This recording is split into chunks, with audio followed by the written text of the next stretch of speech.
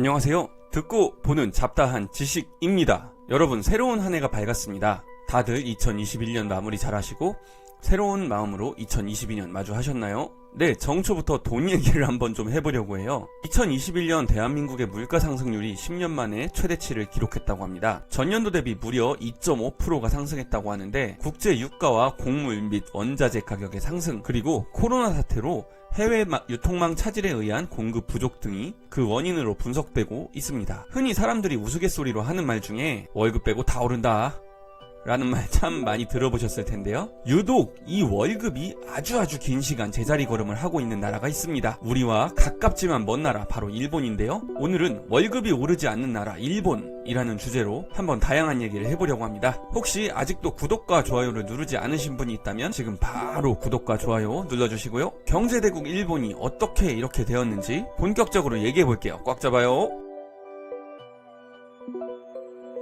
한때 일본은 전 세계 최고의 경제 강국이었습니다. 한국전쟁 특수와 효율적인 경제 전략 및 투자, 그리고 일본 특유의 근면성과 저축성, 그리고 장인 정신 등을 통해 1970년 전 세계에 타격을 입힌 오일 쇼크 역시 거뜬하게 극복해냈죠. 그리고 80년대 들어서는 부동산과 주식 열풍이 불어닥치고 여기에 정부의 대출 규제 완화까지 겹치면서 말 그대로 대호황을 이루게 됩니다. 1987년에는 세계 50개 대기업 중 33개가 일본 기업에 달하는 어마어마한 저력을 보여주기도 했고, 1989년에는 일본 전체 부동산의 가치가 미국 전체 땅값의 4배를 넘었다는 통계도 있었죠. 일본에 돈이 넘쳐나던 그 시절, 기업에서는 면접만 보러 와도 면접자들에게 거액의 수고비를 주었고, 면접 돌아다니면서 그 면접비만으로도 생활을 하는 사람도 있었다고 하네요. 회사에서는 비싼 해외 연수와 여행을 제공하는 등 정말 일본 국민들에겐 꿈처럼 달콤했던 시간이었습니다. 전 세계 최고 경제대국이었던 일본, 이런 일본이 어떻게 무너지게 됐는지 한번 알아보죠.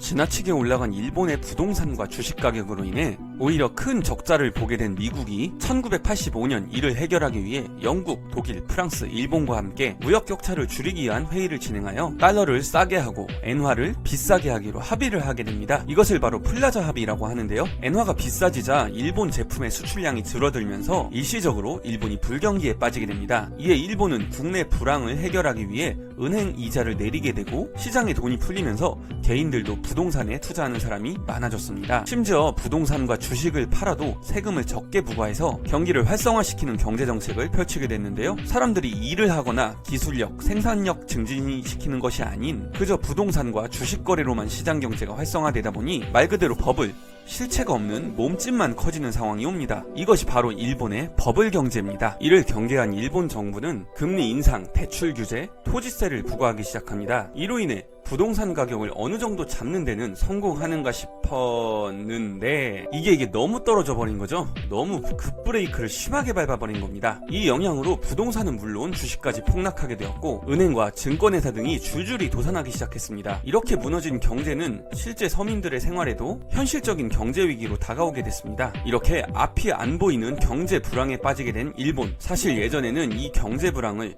잃어버린 10년이라고 부르기도 했는데요. 사실은 그 시간이 지금은 잃어버린 20년을 지나 30년을 향해 다가가고 있습니다.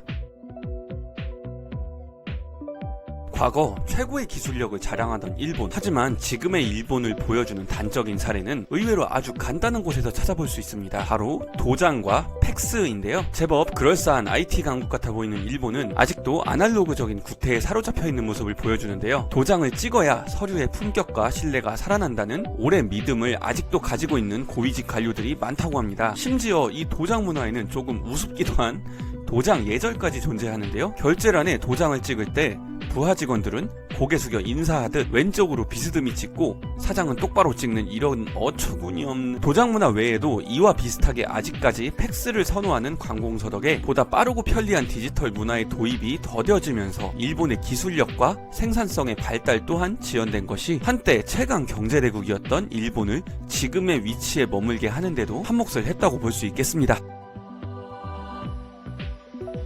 최근 20년 일본의 임금 상승률은 0.4%입니다. 말 그대로 20년 전에 받던 월급을 지금도 그대로 받고 있다는 거죠. 그럼 30년 전으로 가보면 어떨까요? 30년으로 봤을 때의 임금 상승률은 놀랍게도 4.4%입니다. 이 임금 상승률이라는 것이 오를 때가 있고 내려갈 때가 있다는 걸 감안하면 역시 사실상 제자리 걸음이라고 볼 수 있겠죠. 이 기간 동안 한국은 20년간 임금이 45% 상승했고요. 2015년부터는 일본을 넘어서기 시작했습니다. 가깝고도 먼 나라, 그리고 애증의 나라인 일본의 몰락을 어떤 분들은 일본 망해라 개꼴 이러면서 보실 수도 있겠지만, 사실 몰락해가던 그 일본 경제 과정과 모양새가 마치 어디선가 많이 보았던 상황과도 비슷한 느낌이 들어 간담이 서늘해지시는 분들도 많이 있으실 거라 생각합니다. 오늘의 듣고 보는 잡다한 지식은 여기까지입니다. 혹시 아직도 구독과 좋아요 안 누르셨다면 지금 바로 right now 구독, 좋아요 꼭 눌러주시고요. 다음 시간에 더 유익한 정보로 다시 돌아오겠습니다. 감사합니다. 듣고 보는 잡다한 지식이었습니다.